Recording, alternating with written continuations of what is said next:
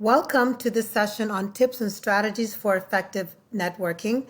I'm Noro Andriamanalina, Director of Academic and Professional Development for the Graduate School at the University of Minnesota. I want to begin by asking you to think about why you're at the University of Minnesota, why in graduate school, why here, and what you hope to give, what you hope to gain. Give in terms of your skills and experiences that could benefit your department, faculty and staff, colleagues, peers, and what you hope to gain.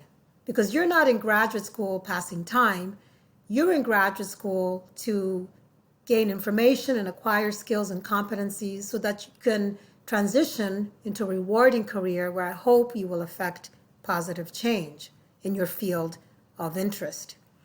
So I want you to think about your ideal job after graduation.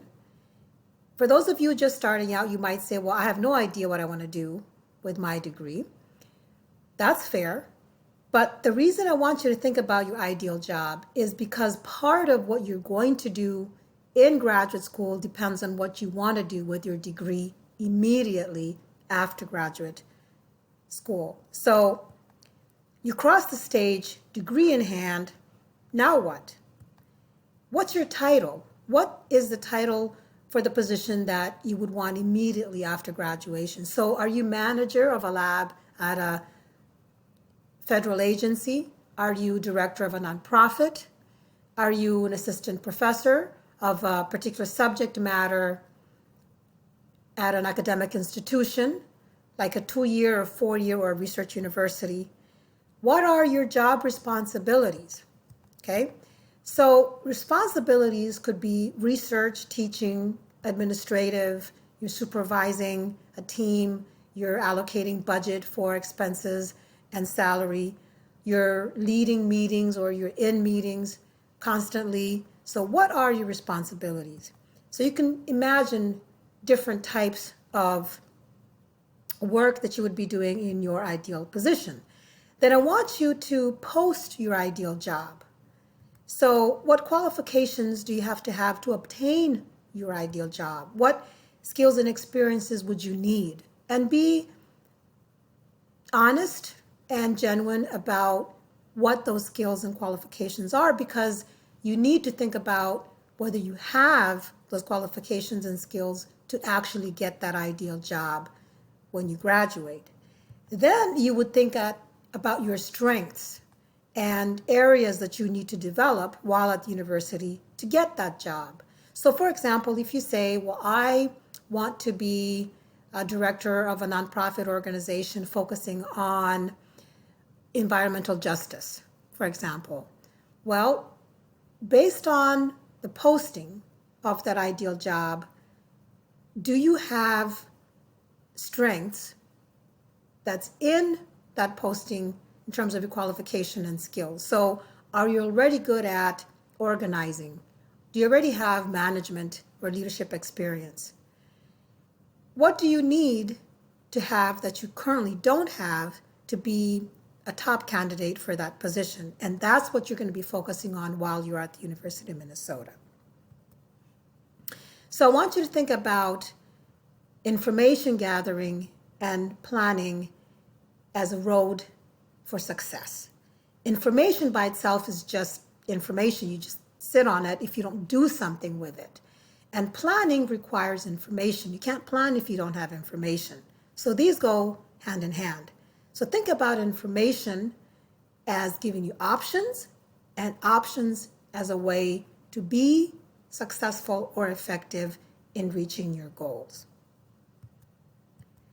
So areas where you might want to plan for success would be searching for funding, research, public speaking, leadership or management opportunities, community engagement, career exploration, job search, and networking. And networking is key because it opens the door to get information on all of these possible areas where you want to grow or may need to grow to get the kind of job you want. So planning for success requires networking so that you have valuable, reliable information that people in your network can provide. So planning and networking are important, and there's a tool called the IDP, Individual Development Plan. Some of you may know what that is, and for those of you who don't, it's simply a tool that helps you identify professional goals and objectives. It helps you assess your skills relative to the goals you set for yourself. So for example, if you say, I would like to be assistant professor of music, for example, at a research institution. So you set that goal and look at your skills to actually secure that kind of a position. So you put your goals and assessing your skills into a plan to see where you have to develop competencies needed to achieve those goals using resources and networks. And you can share the IDP with people you trust in your network, or maybe doing the IDP will show you that you don't have a lot of people in your network who could help you achieve those goals. So that in and of itself is important information to have. This is a template of an IDP, and there are hundreds of examples of IDP templates online. But what you need is to make sure that the headings, areas to develop, goals, strategy, action steps, and timeline, and the resources, that you have that in the template that you're using, regardless of what the template looks like. So some people say, I don't like squares and linear thinking, I like circles. That's fine, as long as you're able to identify those headings. So with areas to develop, you would think about 3 to 4 areas where you're currently needing to develop those areas, and think about long and short-term goals. So short-term for me is usually based on semester, fall and spring. What are your strategies to achieve those short-term goals, the steps and by when, and then who are the resources, or what are the resources, okay? So let's look at an example of a completed IDP for, let's say, someone named Joe. So Joe is interested in oral presentation, or looking at how to use technology with a diverse audience. So Joe is looking at learning 1 tool for fall 2019, learning 2 tools for spring 2020, and Joe's overall strategy is to establish contact in 2 centers, CEI and OIT, and Joe knows what they are, and meeting with Jill Blaine, Kelly Strong to take workshops. Again, 1 tool for fall, and then for spring 2020, learn 2 tools. So on the action steps and timeline, Joe would take 2 workshops, and then develop mock presentation with an audience, mock audience, as part of the spring goals. And for resources, Joe has CEI staff, OIT staff, Bill, and Farah. So Bill could be Joe's neighbor maybe, who's really good at technology, maybe works for a technology-based company. And then Farah could be a colleague or a peer who did a presentation that was very impressive to Joe, and Joe wants to learn more from Farah. So these are various areas, just suggestions where you might want to think about developing, but it depends, again, on that ideal job that you want after graduation. That's your base, because if that's the kind of position you're looking for, then you need to begin acquiring skills and experiences, knowledge in the areas where you want to secure a position. So you might look at this and say, well, my ideal job requires that I don't have experience in any of this. That's fine. But you might say, well, actually, there are 3 or 4 things here that I really might need in my for my ideal job, and I will focus on them for my IDP. So that's great.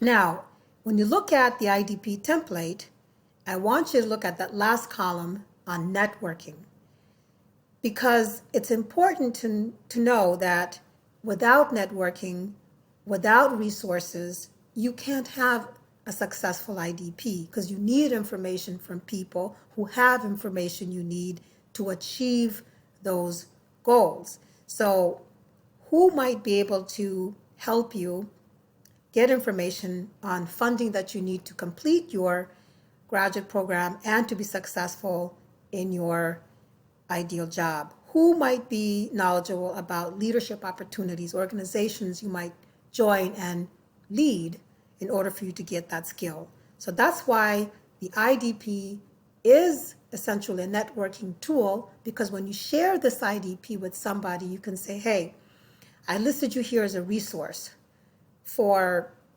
funding. Is there something that I'm missing in terms of my action steps and timeline? Is this feasible? Or for networking and any other areas that you might list on your document. But let's take a look at networking. What is it exactly? It's interacting with others for mutual professional or personal benefit. And I emphasize mutual because some graduate students don't like to network because they may be introverts, and they feel uncomfortable or awkward networking because they feel like they're promoting themselves too much, or it's always about them getting what they need and want. But if you think of networking as reciprocal, in that you seek as others would seek from you, you give as others would give to you, then it doesn't feel intimidating or awkward.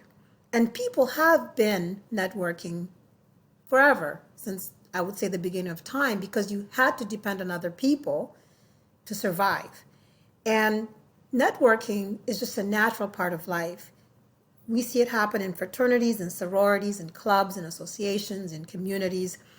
It's critical to professional development because it's important to mutually lift each other up in a networking relationship.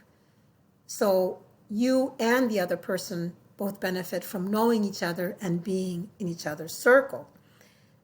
It's key for a job search because there are certain jobs or positions that are not posted, and you need to be invited into networks in order to know where those positions are. So your ideal job may not be posted. And it's unavoidable. But the good news is today it's easier because of technology. So in times where it's not a good idea to meet face-to-face, or you can't meet face-to-face in terms of in person because the person is far away, you have technology. So take advantage of the fact that we're in an age where there's so many options for interacting with people without being in the same physical space. So depending on who you ask and where you look on the internet, there is a certain percentage associated with what the hidden job market is. So the hidden job market is basically jobs that are not posted on websites or any kind of organization. So it could be 70 to 80%. But again, it depends on the survey that was done and the source. But from my experience working with employers and just the overall area of career development, it's been stated that between 70 to 80% of jobs are not published. So you wouldn't find out about them except for word of mouth. So networking is important because you want those jobs, and you also need to know the attributes that employers seek. So the National Association of Colleges and Employers did a survey and found that more than 50% of employers that participated in the survey listed these skills as attributes they're seeking from employees. So problem solving, strong work ethic, communication, and so forth. You can read that for yourself. But the important thing is when you look at your job posting that you develop for yourself for your ideal job, and you look at this, are there certain things that match or not at all? So for your ideal job, would you need analytical skills? Would you need strong written communication skills, flexibility, technical skills, and so forth? So I want you to think about if this is what employers are putting out there as important, how does that compare with what you put for your ideal job? And maybe you say, well, no, my ideal job doesn't require any of this. That's fine. But if it does, then this is confirmation that if there are skills that you need to develop for that ideal job, and it's also attribute that employers want, then you might want to think about focusing on those areas if you don't have strength in it currently.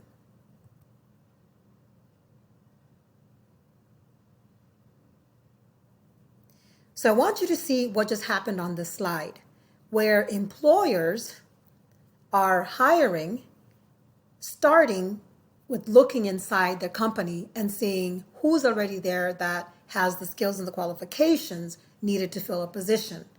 Whereas as job hunters, we're looking at our resumes and making sure that we have skills and experiences documented so that we are in a better position to get the job we want. And what this is showing us is that we need to think more like the employer, where we network and try to find out who's in the company, in the organization that we might talk to learn more about a position that we're interested in or just the culture of that organization if we're looking to be in that organization as, again, that ideal job. So it's hard because you're a job hunter, you're not an employer, but in a way you have to think like an employer and start networking within that organization or that company so that you can have an insider's perspective of what's needed for that job that you're interested in or what's expected for that culture of that employer. So we've talked about the individual development plan as a networking tool because you need to plan and know where to get information to get the kinds of skills and experiences, knowledge you need for that ideal job.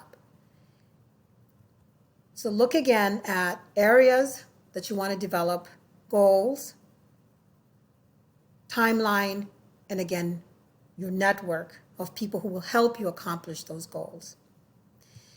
Another tool is the elevator speech. Some of you might have already heard about the elevator speech. It's a 30-second speech that you would share with someone or mention to someone if you were going from one floor to another, and it's 30 seconds in that elevator. So you would provide your name if you don't know each other's name. Maybe you just happen to meet, and it's important to introduce yourself. General area, broader impact, and career interests. So here's an example. This would be a general elevator speech. I'm Liz Blessing, a doctoral candidate in public health at the University of Minnesota. My research is on childhood obesity prevention. I hope to work with public schools and state agencies in the Midwest to develop programs focusing on physical activity and nutrition. That's a general speech. People in your field, you would be more specific. I am Liz Blessing, a doctoral candidate in public health at the University of Minnesota. My research focuses on childhood obesity prevention using the Taylor-Smith model and mixed methods to determine the link between physical activity and school nutrition. I hope to work for the MASC to develop programs similar to JUMP and BUILD to improve children's health.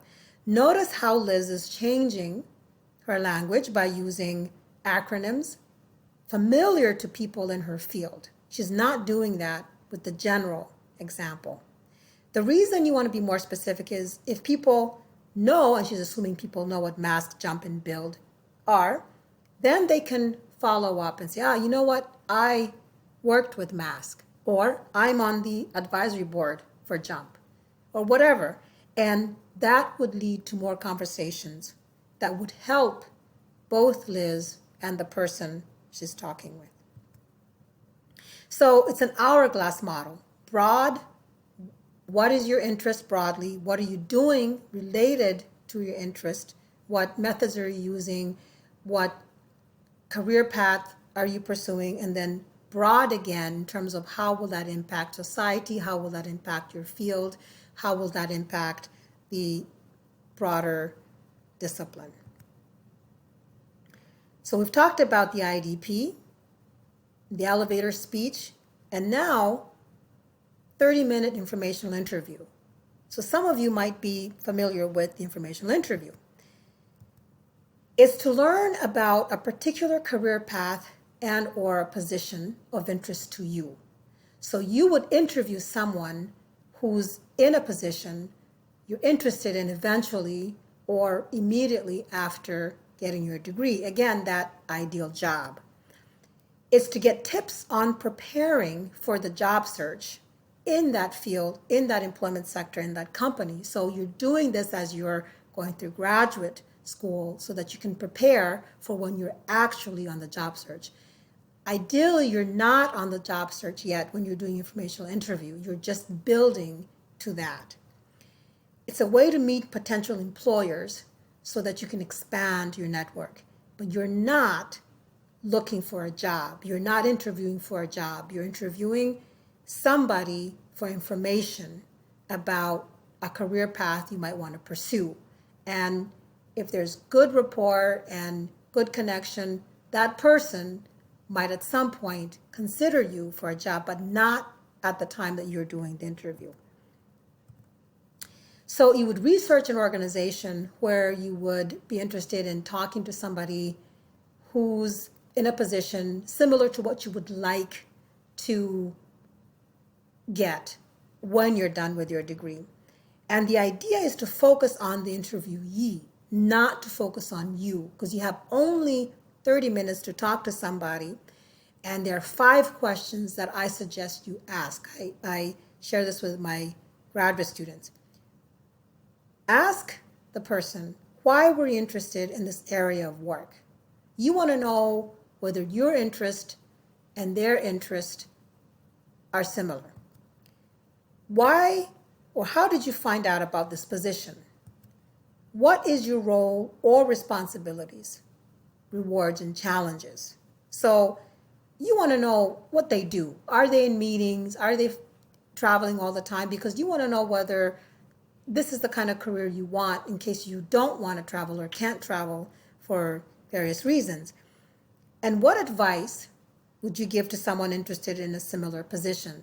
So you're basically saying, I'm interested in something similar to what you're doing, but I don't know what I need to know now. And so this person would say, well, the advice I would give is make sure that you have a lot of managerial experience or excellent communication skills or a strong network of support or professionals or proposal writing skills, whatever. The last question that's very, very critical: is there anyone else I should talk to?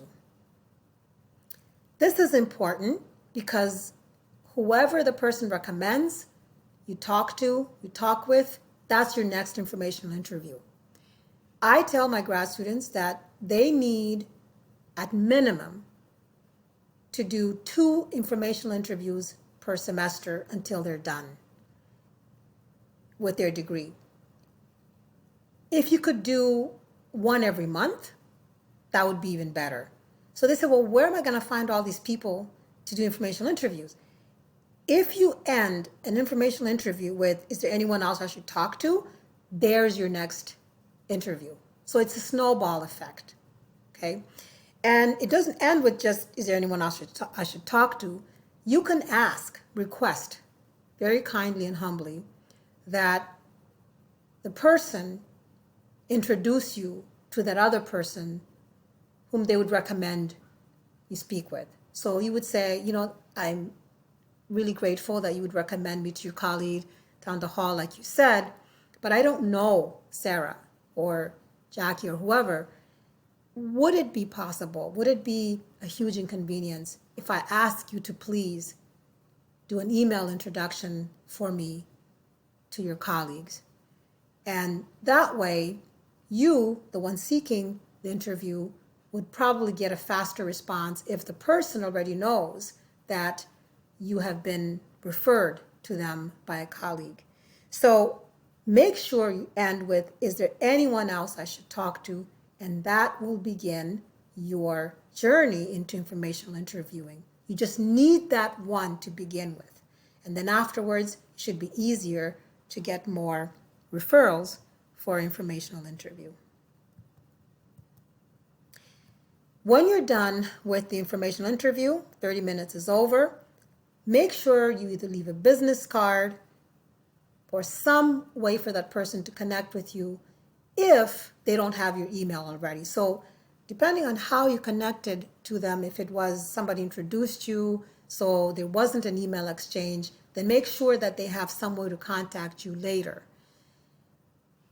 Because the idea is not that you're going to leave a resume, because then that sort of implies that you're looking for a job or you were looking for a job, not necessarily an interview. So that's disingenuous.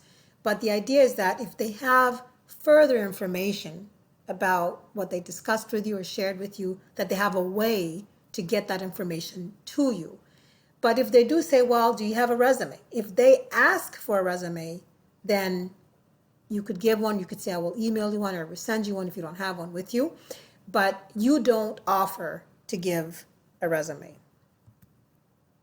You're not asking for a job. Always, always, always follow up with a thank you, either a card or an email. So I have thank you cards from students who've done informational interviews with me. They slip it under my door. They give it to our main office. However, they want to get it to me, and it's very much appreciated, but it also shows good character. You ask for 30 minutes of someone's time, someone who is busy, and the least that you could do, because you didn't pay them, is say thank you in a very grateful manner. So set up the interview. You know where you're going, what this person's responsibilities are in terms of what you can find out online, what they do maybe. Prepare for it by having the questions and knowing that people can sometimes be distracted. So you being prepared with questions, but not acting robotic, like where question one, question two, but conversational, casual, but professional, so that if the conversation goes astray, you end up talking about their backyard or something like that, then you can kind of bring it back and focus on those 5 questions that I suggested. You conduct, again, the interview in a very professional but very organic manner. Don't be nervous or stiff. Just be normal conversation and always follow up with a thank you. So planning and networking then using the IDP is essential because you have goals you want to accomplish, you have an approach, action steps and timeline, and the resources. So the IDP is a networking tool because it allows you to share what you want to accomplish with others. You list them as a resource, you ask for their feedback, make sure that what you're planning to do is feasible. Again, this is a template of an IDP. It doesn't have to look exactly like this, but the last column of resources and networking that's where you are developing your network. So use the IDP as a tool to carefully reflect on what you need to achieve the goals that you want to achieve, using a strategy with action steps and timeline and resources or network. suggested areas to think about. You look at this and you say, well, I don't need to develop anything here because I already have all this for the ideal job that I want. That's great. But if there are other areas, you might want to make sure that you include that in your IDP. Or you might look at this and say, wow, I have 3, 4 right away that I know I need to develop, like publishing. Maybe I'm not as published as I'd like to be, or leadership. Maybe I need to join an organization on campus so that I could prove that I know how to manage a group of people. Whatever area you need to focus on, the IDP will allow you to do that because it will build your network to get information from people that can help you move to that next level. The elevator speech is related to the IDP. So in a way, these 3 tools complement one another. You have an IDP where you've listed out your goals, your action steps and timeline, and the resources. So if you're sharing your IDP with someone, they might say, well, tell me a little bit again about why you want to gain public speaking skills. What exactly do you hope to do after you graduate? So then you would bring your elevator speech and talk about your overall career goals. If the person is in your field, you would do that specific information, you'd provide that. If the person is not in your field, then you would have that general speech. The important thing about elevator speech is to have multiple versions of it. I don't speak to someone who's very well versed in educational policy or higher education as if I would speak to somebody who's more familiar with, say, K through 12. So you need to know how you talk to different people in different areas and different backgrounds.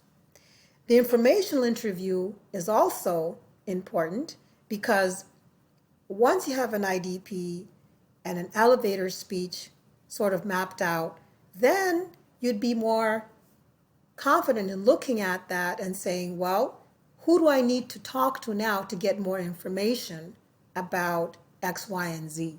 So if you're, example, interested in an academic career and you want to be assistant professor of biology at, say, Macalester, for example, I would think that you want to identify an assistant professor or associate professor, someone at Macalester with whom you could talk about what it means and what is required to get an assistant professor position. So that's where that informational interview comes in. You have an IDP, you assess where you want to go with your degree, your career path. You think about what you want to do in terms of who you are. That's your elevator speech, 30 seconds. And then you look for people you can talk with about what it means to be in that ideal job. And that's the informational interview. And that's 30 minutes. Thank you for listening, for participating in this session. I appreciate it.